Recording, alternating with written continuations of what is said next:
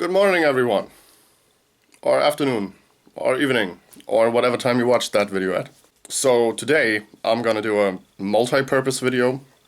I will show you my Ampless guitar rig that I came up with, and I will show you the different components it consists of. I will show you how it sounds, and I will play it with different guitars. So right here I got my cup of coffee and I'm ready to go. Let's rock!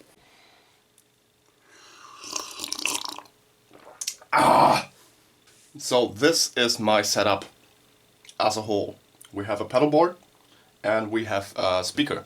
This part is where all the magic happens, and this part is where it doesn't, but it's necessary. Or better said, it is helpful. This is my nice little pedal board that I came up with.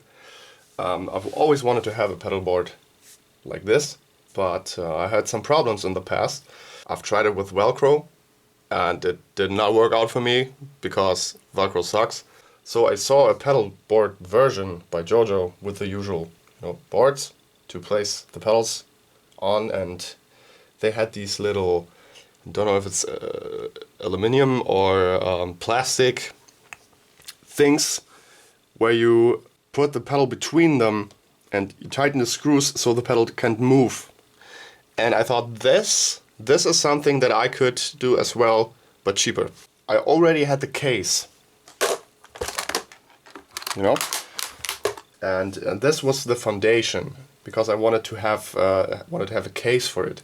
So I went to the hardware store and bought a few things that cost me less than 10 euros. So I got this white board that looks like you would normally use it in a kitchen to build some stuff with that. Then I had to get these plastic triangles. This is what I bought. You can open them up, put a screw through the hole that is already there, and attach this thing to the board. And then you can close it so you don't have to see the screw all the time.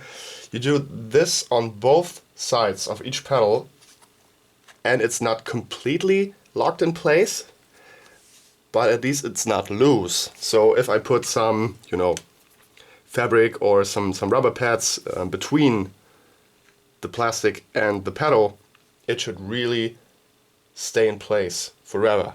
There's a small air gap underneath the board where I can put all the cables from the power supplies so they don't fly around in the case and so that they are not in the way all the time. I decided to use this 6-way distributor instead of a power plant because the power plant usually is too big for this, would be too big for this case. So that is my DIY pedal board. Let's talk about the pedals now. My setup consists of 4 different pedals. We have the Rock Tuner PT2, because you always need a tuner, especially when playing live, at the beginning of the chain, just for demonstration purposes. And the real magic happens here. First pedal in the row is the Behringer CS400 pedal, compressor sustainer. So with this pedal you can really increase the sustain and the attack, so the tone gets a lot tighter and a lot beefier. The next pedal in the row is the Jojo Oxford Sound. I reviewed this pedal last week, and this is a simulation or an emulation of a 1970s Orange amp. And I love Orange. I recently fell in love with Orange. I used to play Marshall DSL-20 before, but this one is very convincing in its tone. It has a lot of gain and drive to offer, and the EQ section is very responsive, and it's small and it's cheap and it's good. This candidate over here is what most people, I think, are not really familiar with. This is an IR pedal. It's a Sonicake IR, and this basically is an impulse response loader, and this emulates the sound of an actual cabinet. And not only one, but this particular one offers 11 different sounds, like a Tweedlocks or a Vox cabinet or an Orange cabinet. And you also can upload your own IRs you get from the internet. And this is where all the tone goes to. This is a simple The Box MA120 MK2 stage monitor. You have a mic input, a line output to chain the signal through, a speaker output, and yeah, the according mic volume, the line volume, and an equalization section.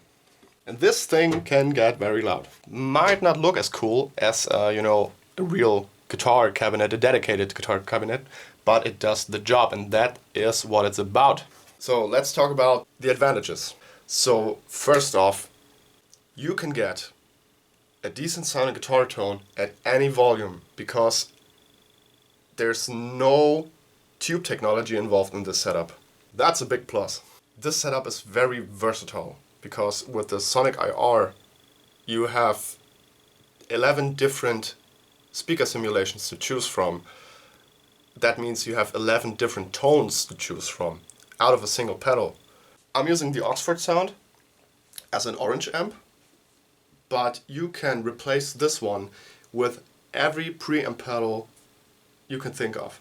When I roll into a venue and I know there are good stage monitors, or I have the opportunity to use my own in-ear system, I don't even have to bring my own speaker to the gig, because I can just put this thing on top of my pedal board and this is my amp within that setup with a handle even. Now let's hear how it sounds. We're gonna do it in two different ways. We have the Audio-Technica AD2020. That records the room sound, so you get the idea how it sounds in the room, obviously. And I'm gonna record it directly from the Sonic IR. First, with the Telecaster.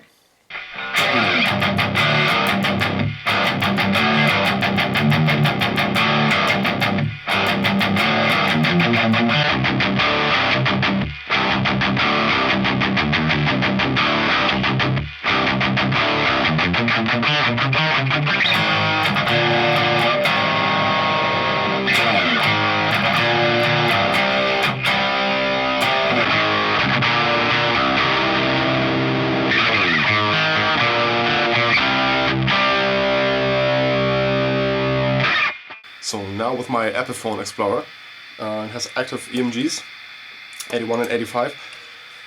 The strings are pretty old on it because I haven't used it in a while, but you get the idea. And it's in drop D because the strings are too thin for a lower tuning.